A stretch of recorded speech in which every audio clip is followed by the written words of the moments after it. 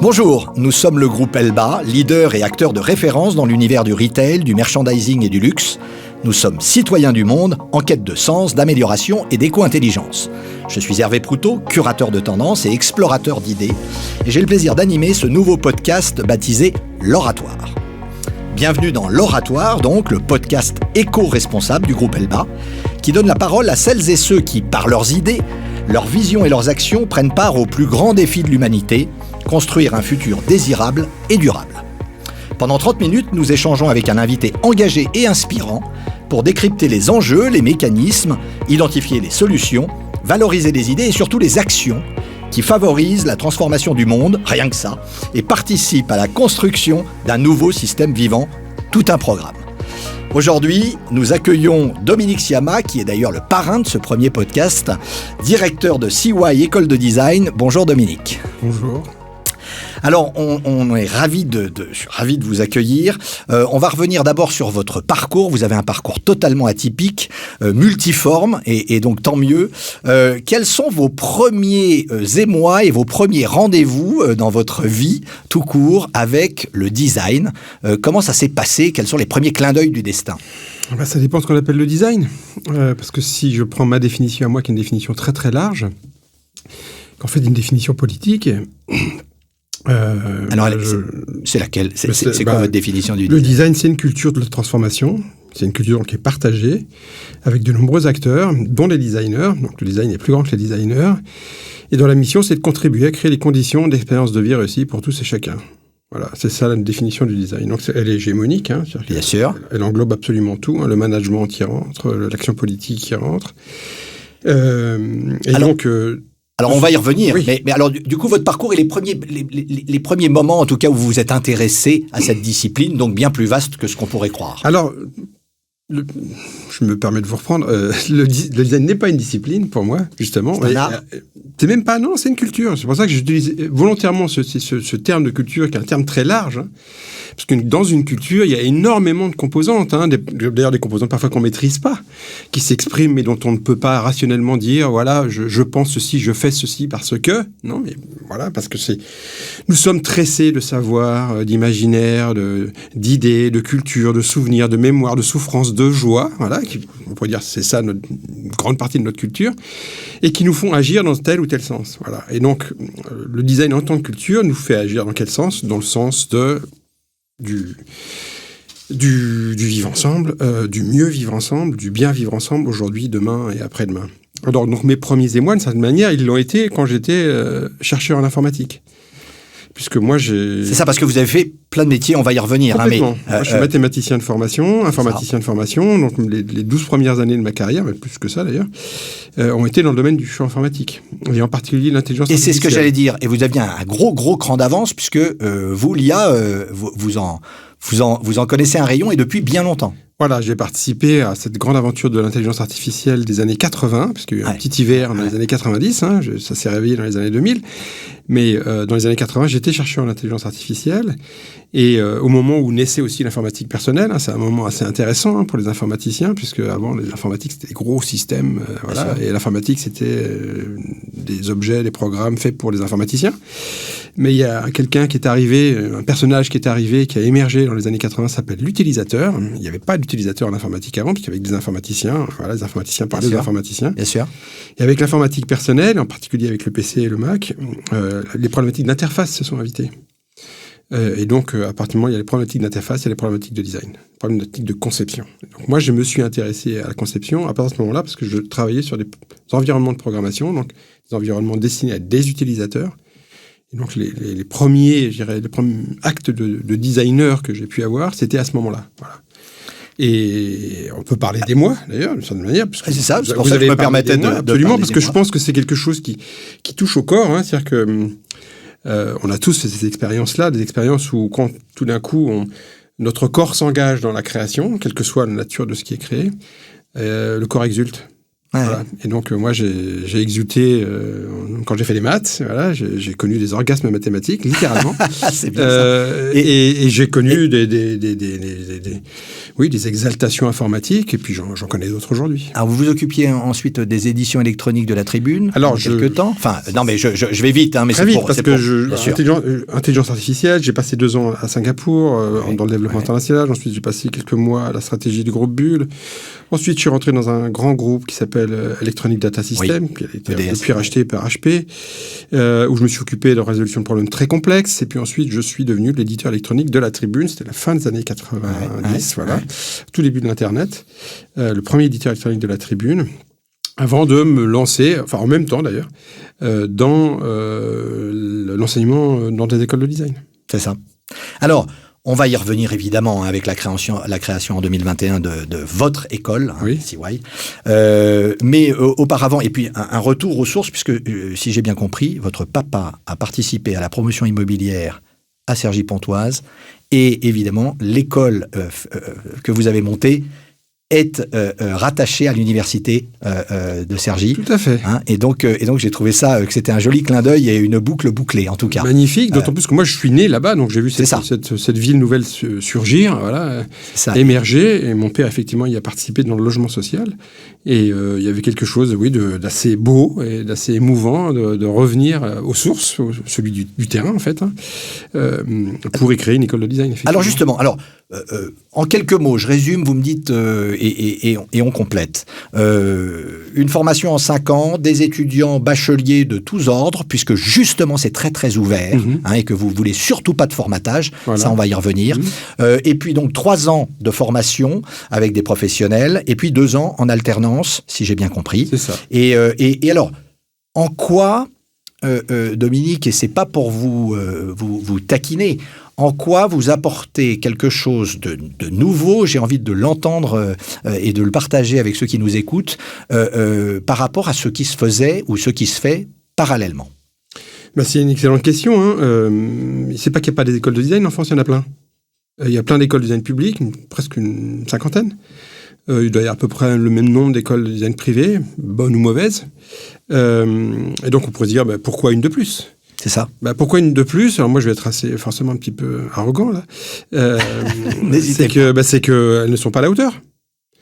Alors, non pas parce qu'elles n'ont pas les moyens intellectuels ou financiers d'être à la hauteur, c'est parce qu'elles trimballent sur leurs épaules des années, des dizaines d'années d'histoire, de passé, de références, de professeurs, de programmes, d'anciens, et qu'elles sont, qu'elles le veuillent ou non, rattachées à un modèle du monde qui est en train de mourir. Voilà. Or, il me semble que nous sommes tous convaincus, et c'est la raison de la création de ce podcast, qu'il y a une urgence. C'est clair. Cette urgence, elle exige de nous des ruptures dans nos démarches, dans nos moyens de production, dans nos conceptions, à tous égards. Et donc, l'école n'y échappe pas, et les écoles de design non plus. Comment être à la hauteur des défis du monde ?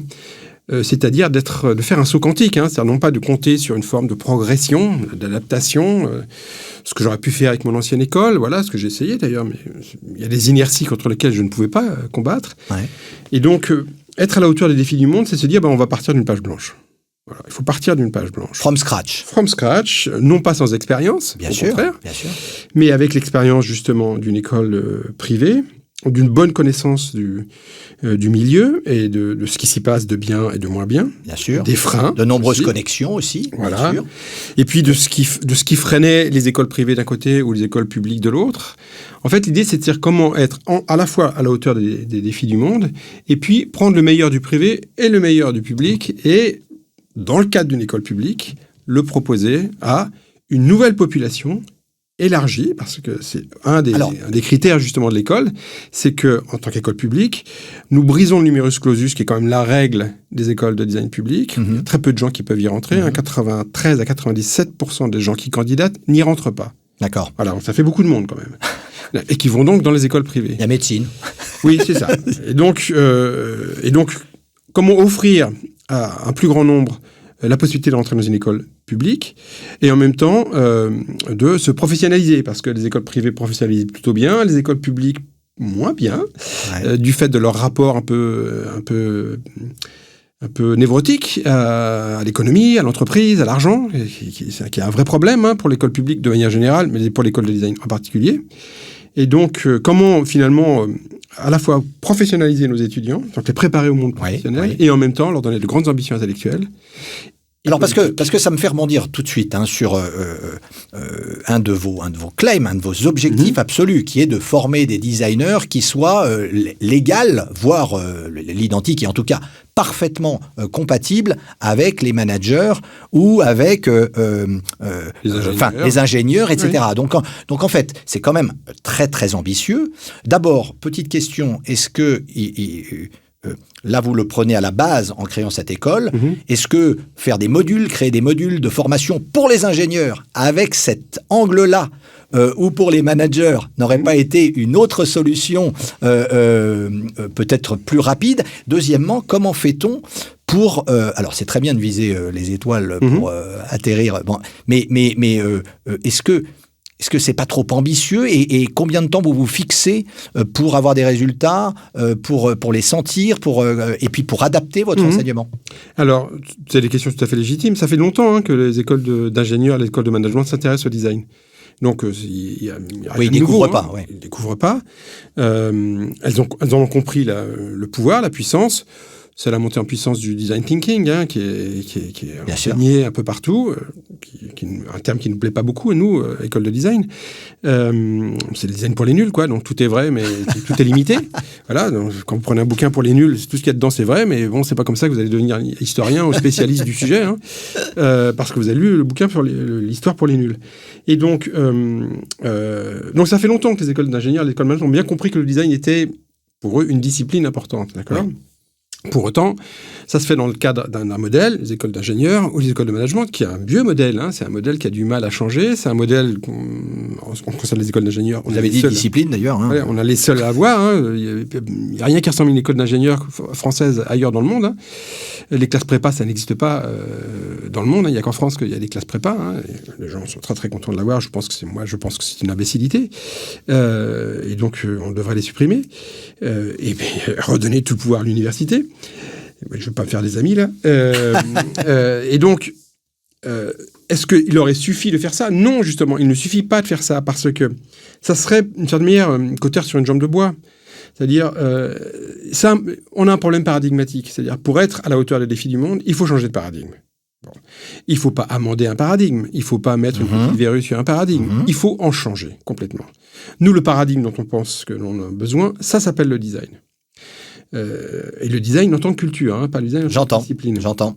Et donc, dans un sens bien plus large, absolument nécessaire pour nous de dire, on redéfinit from scratch un programme, et 2, on forme des ingénieurs intégralement au design en 6 ans. Oui. Parce que dans notre école, il y a une formation en design global en 5 ans. Et une spécificité. Et une spécialisation. Un autre parcours. Pas une spécialisation. Oui. C'est un autre parcours. On forme des ingénieurs, donc qui sortent avec le titre d'ingénieur, et des designers à la fois. On met 6 ans à les former. Ça n'existe pas. On est les seuls en France à faire ça. Il n'y a aucun programme similaire à ça. Il y en a quelques-uns dans le monde, mais pas tant que ça non plus, où on va former, on a la même ambition sur la dimension d'ingénieur et la dimension de design. Et donc, c'est des ingénieurs à 100%, des designers à 100%. Et oui, sinon, vous avez parfaitement raison, il y a la nécessité de poursuivre la formation au design dans les écoles de management, dans les écoles d'ingénieurs, mais je dirais au-delà. C'est-à-dire que bien sûr.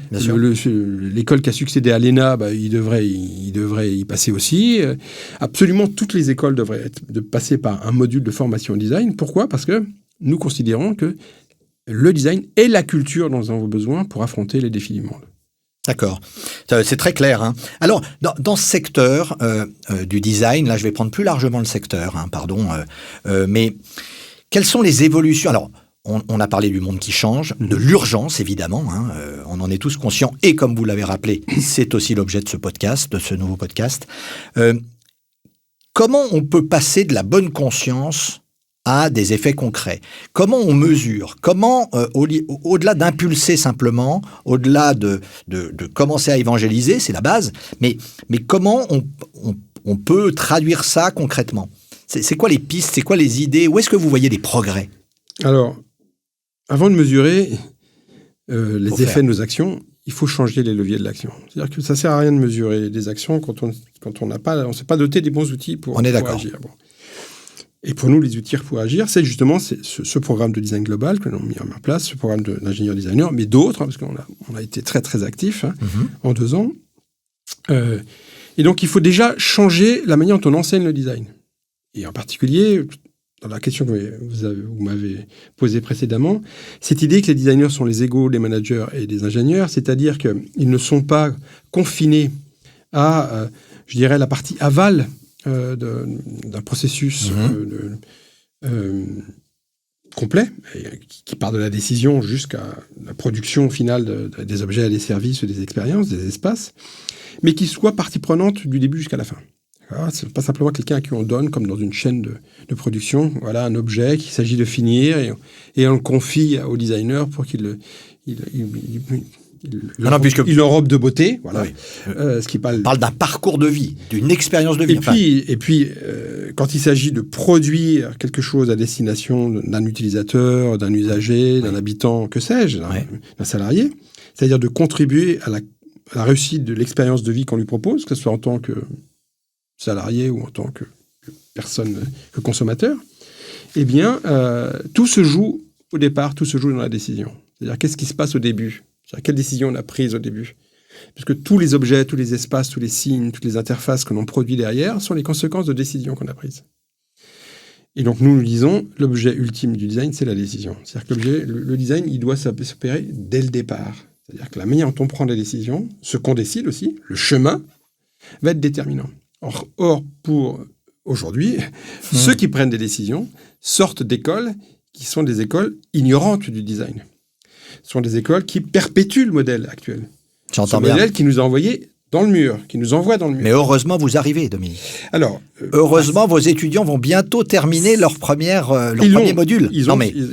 Nos premiers diplômés sortent en septembre. Là. Voilà, c'est ça.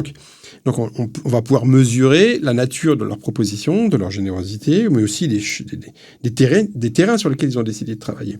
Et c'est aussi une réponse à la question que vous m'avez posée tout à l'heure, c'est comment savoir se dire finalement s'ils vont être concrets, au rendez-vous, et au rendez-vous que nous on s'est donné en tant qu'école, d'être à la hauteur des défis du monde.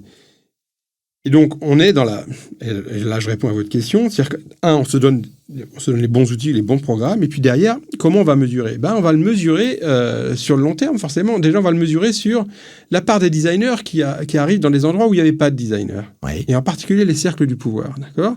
Aujourd'hui, vous rentrez dans n'importe quel cabinet ministériel, vous rentrez dans n'importe quel board, conseil d'administration d'une entreprise, et vous comptez le nombre de designers qui est autour de la table. Et alors, il n'y en a pas. Ah. Oui, j'ai cru que vous alliez nous annoncer une grande surprise. Non, il n'y en a pas. D'accord. Il y en a très très peu. Il y a quelques entreprises sur lesquelles ils sont. Vous prenez aujourd'hui les constructeurs automobiles, il y a un VP design. Donc il y a le design autour de la table. Mais chez AXA, à la BNP, certainement pas. D'accord ? Chez Danone non plus. Et encore moins au ministère de l'Intérieur, au ministère, dans le cabinet du Premier ministre. Ces gens-là, les designers n'y sont pas. D'accord ? Ils arrivent grâce à vous, Dominique. Alors, on a vocation à les faire rentrer là-dedans. Et donc, pour nous, une mesure, ça va être ça. C'est-à-dire, comment les designers s'infiltrent dans les lieux de pouvoir, dans les lieux de prise de décision. À quel rythme dans quel pour y faire quoi voilà. Et on est assez optimiste pour ça, parce que moi, je pense que le darwinisme, ça existe. D'accord ? C'est-à-dire qu'à un moment donné, face au danger, face au risque, à un moment donné, vous êtes poussé à prendre les bonnes décisions. Et là, on arrive au bord du précipice. De décider d'embaucher des designers. Je vous fais réagir. En préparant ce podcast, je lisais une citation de Steve Jobs, qui date pas d'hier, et qui disait « Le design n'est pas seulement ce à quoi ça ressemble, le design, c'est comment ça marche. » Et ça rejoint parfaitement ce que vous dites, et une partie de l'essence même de l'enseignement que vous... Oui. Donc en fait, c'est ça qui est intéressant, c'est que évidemment, il y avait déjà, il y a 30 ou 40 ans, des gens qui avaient cette perspective et qui l'ont mise à profit pour eux-mêmes et pour leur entreprise, mais pas dans un sens plus large, malheureusement. Mais ça m'a surpris, j'ai trouvé que c'était très concordant. C'est pour ça que Steve Jobs a réussi dans ses entreprises, parce qu'il a bien compris ça. Mais quand on dit comment ça marche, c'est quoi le ça ? Ouais, parce que si le ça, c'est un iPhone, si le ça, c'est une voiture, si le ça, c'est une chaise, je c'est un comprends. micro... On en revient à l'objet, mais pas du tout à l'utilisateur. Voilà. Ouais. Mais si le ça, c'est une politique de santé en France. Si le ça, c'est l'accueil aux urgences. Oui. Si le ça, c'est être traité, mourir dignement dans une unité de soins palliatifs. Ça change tout. Hein. Ça change beaucoup de choses. Ça change énormément de choses. Alors, le ça qui nous intéresse, c'est ce ça-là. Voilà. Tout à fait. S'il s'agit de former des designers qui vont être là où on attend à ce que les designers soient, c'est-à-dire du design industriel, du design d'espace, du design d'interface, du design de service, bien sûr qu'ils vont le faire. Simplement, ils vont le faire dans une approche qui est une approche beaucoup plus haute, en disant, voilà, nous participons à la mise en place d'une société où on va créer des conditions pour que chacun puisse accomplir ses projets, tout en articulant au projet des autres, de manière équitable, et en espérant mettre en place une forme d'harmonie sociale. Donc les questions d'injustice sociale s'invitent, forcément, de partage de la valeur. Et est-ce qu'on a déjà des exemples d'infiltration, pas forcément nos élèves, mais en tout cas, justement auprès du monde politique, auprès du monde économique, et pas simplement dans le design de produits, de choses qui évoluent, qui bougent, qui vont dans le bon sens, parce que c'est ça qui nous intéresse aussi. Je ne voudrais pas laisser croire que nous sommes des révolutionnaires, qu'avant nous, personne ne pensait comme ça. Non, mais même, c'est pour montrer l'aspect positif et le fait que c'est en mouvement que c'est un mouvement. C'est un mouvement qui vient de loin, d'accord ? Bon, et qui est parfois entravé par les inerties, justement, des systèmes. C'est pas que ce que je dis en tant que directeur d'école, les autres directeurs d'école ne le pensent pas. À bien des égards, nous partageons cette analyse sur la puissance du design, sur le pouvoir du design. Et vous tentez de le mettre en œuvre, alors qu'eux n'ont pas les moyens. Là, ils le tentent à leur manière de le mettre en œuvre, mais avec à la fois leurs inerties, leur passé, leur histoire, et voire leur tropisme. Hein, bien sûr. Parce qu'on ne pense pas tous la même chose. Mais globalement, il y a un grand mouvement qui est le mouvement je dirais, d'infiltration du design dans les organisations humaines. Le design thinking a participé de ça, même si une forme un peu perverse et simpliste du design. Mais quand vous voyez des groupes comme la BNP, comme AXA, comme Air Liquide, se doter d'équipes de design, quand vous voyez la DITP, donc la Direction interministérielle de la transformation publique, mettre en place le programme de designer d'intérêt général, quand vous voyez les collectivités territoriales, le Val d'Oise en étant le pionnier, embaucher des designers, c'est-à-dire qu'il y a des designers qui sont embauchés par les collectivités territoriales, d'accord ? C'est que vous voyez qu'il y a quelque chose qui est en train de se passer. C'est qu'il y a une prise de conscience et que c'est en train d'avancer. Et que ça avance, voilà, ça avance. Et donc il faut amplifier le mouvement, il faut former les designers pour ça, parce que oui, les designers se retrouvent dans ces milieux-là, mais sans pour autant y avoir été formés. Alors, nous voulons absolument former nos designers de telle manière que quand ils arrivent dans une collectivité territoriale, dans un service public, ou dans une entreprise d'ailleurs, ils ne soient pas surpris par ce qu'ils trouvent. C'est-à-dire qu'on les ait préparés à l'avance, qu'on ait anticipé, et qu'on leur a expliqué, voilà dans quoi vous allez vous retrouver, les enjeux positifs, négatifs, dans lesquels vous allez aussi, que vous allez devoir aussi affronter. Et donc c'est là où on est singulier. Vous avez une sensibilité. On a la chance d'être neuf. Oui, tout à fait. Et de partir de cette fameuse page blanche avec de l'expérience. Avec une petite singularité qui est que nous affirmons explicitement la dimension politique de notre formation au design. Voilà. Alors, à propos, je fais un petit clin d'œil.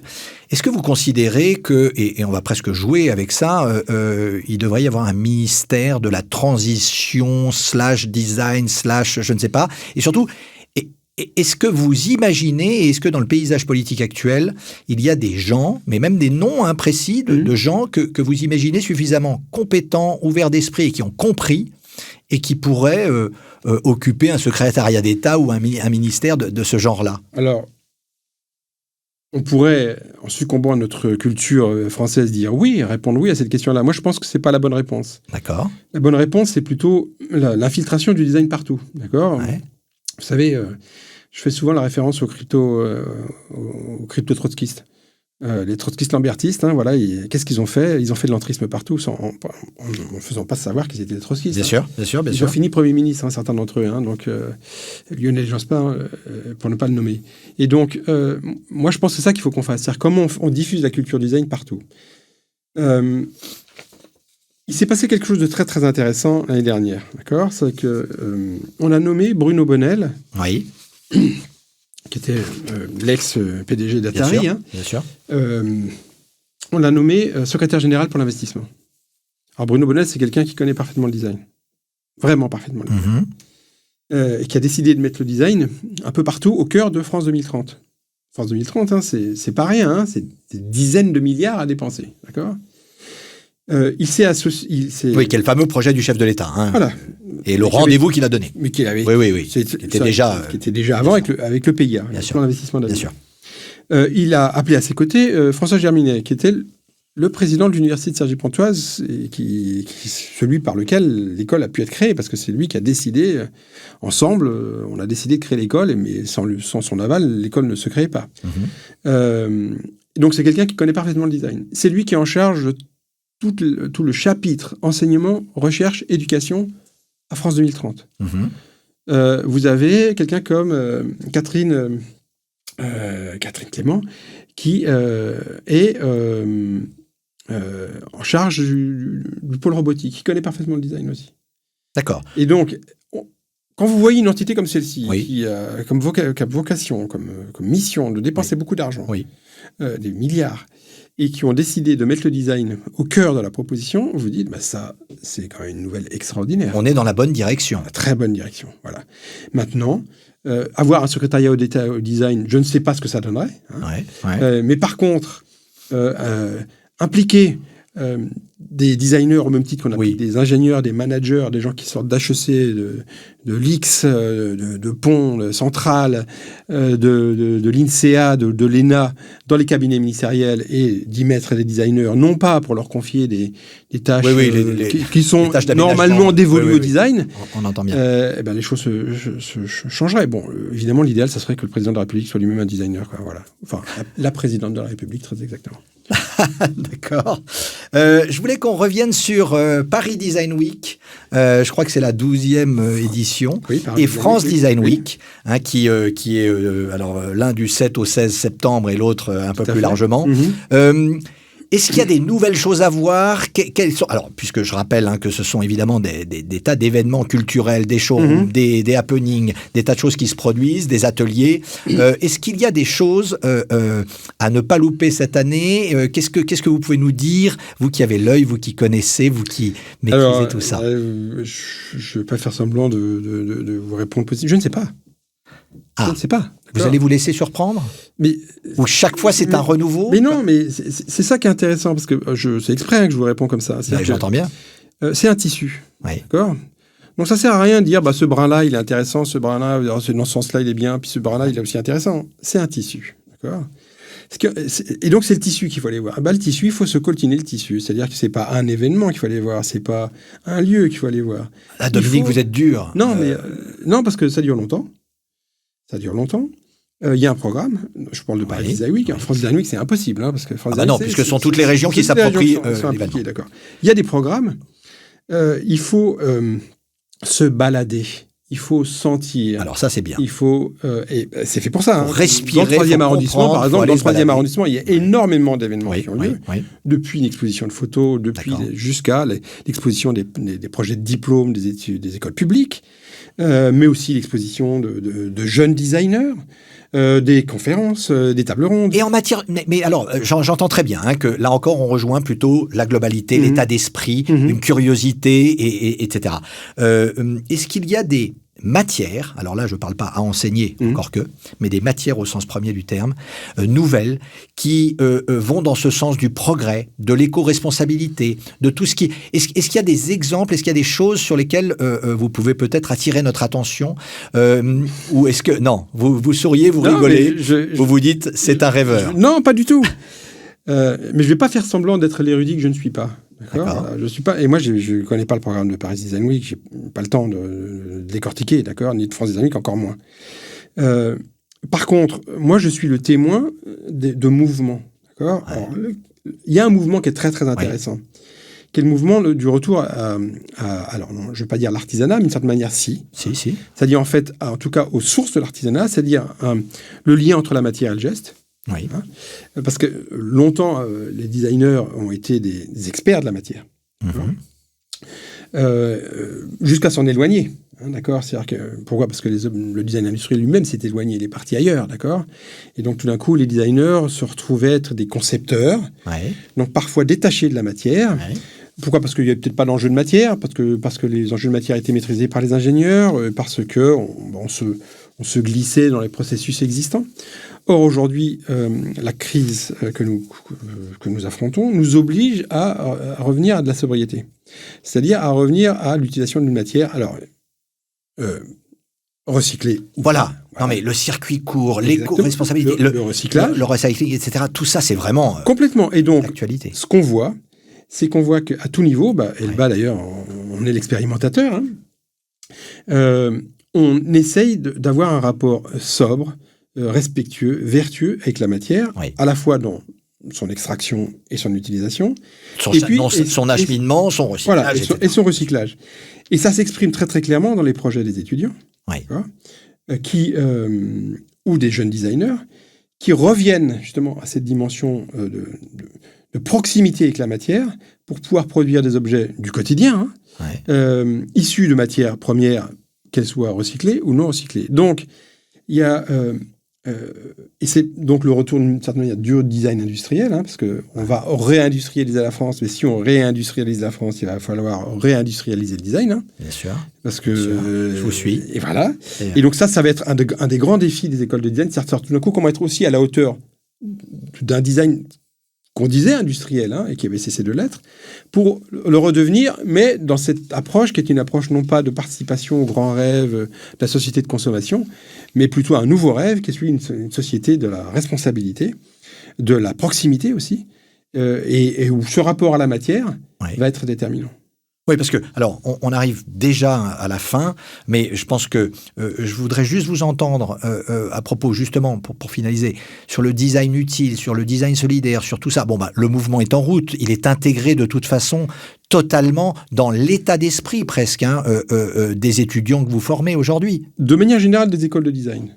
Ça, je pense que c'est vraiment quelque chose qui est assez partagé. Tout le monde l'a en tête. Une forme de générosité dans les écoles de design vis-à-vis du monde. Il se trouve que nous, on a une expression plus politique, mais qui ne dénature pas celle des autres. Bien sûr. Et ne l'amoindrit pas non plus. Donc, aujourd'hui, c'est pas tellement au niveau des écoles de design que ça se passe. Quoique, encore, nous avons nos propres révolutions à faire. C'est plutôt dans la généralisation du design en tant que culture que l'enjeu se porte. D'accord ? C'est là qu'est l'enjeu. Comment on fait en sorte de généraliser le design, que ça soit une culture qui soit appropriée, et pas simplement dans le cadre de la grande ligne d'assemblage qu'est l'industrie, au sens large du terme, mais au niveau même des politiques publiques. C'est-à-dire au niveau des collectivités territoriales, au niveau du gouvernement central, d'accord ? C'est-à-dire qu'au niveau des administrations. C'est là que tout va se jouer. Quand vous prenez la Convention citoyenne, alors, il y en a deux, il y en a eu deux. Le principe était très louable. Il est très louable, et ce que ça produit est fantastique. Absolument. Qu'est-ce que ça démontre ? Qu'est-ce qu'on en fait ? Ça démontre, mais la méthode, déjà, sur la méthode, ça démontre que quand vous faites confiance à 150 personnes tirées au sort, ils deviennent des experts du sujet que vous leur confiez. Ils sont capables d'avoir des idées brillantes. Ils se l'approprient, ils apportent de la fraîcheur. Or, ce qui se passe dans une convention citoyenne, ça s'appelle du design.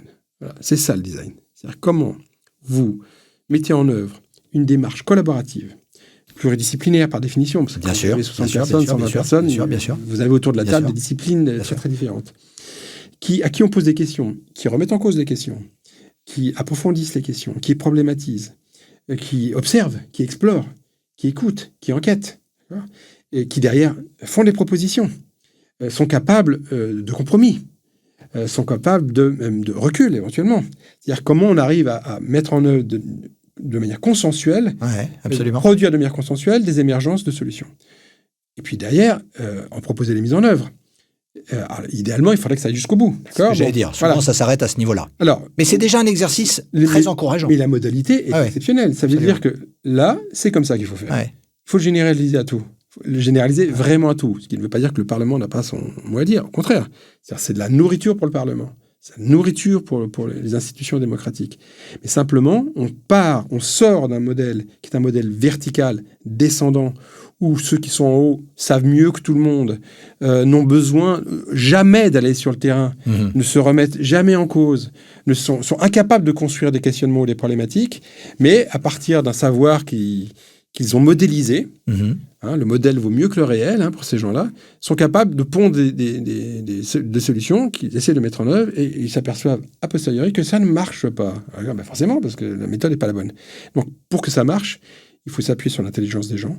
Il faut mettre en œuvre une démarche collective, à la fois de questionnement, de problématisation, de création et de proposition.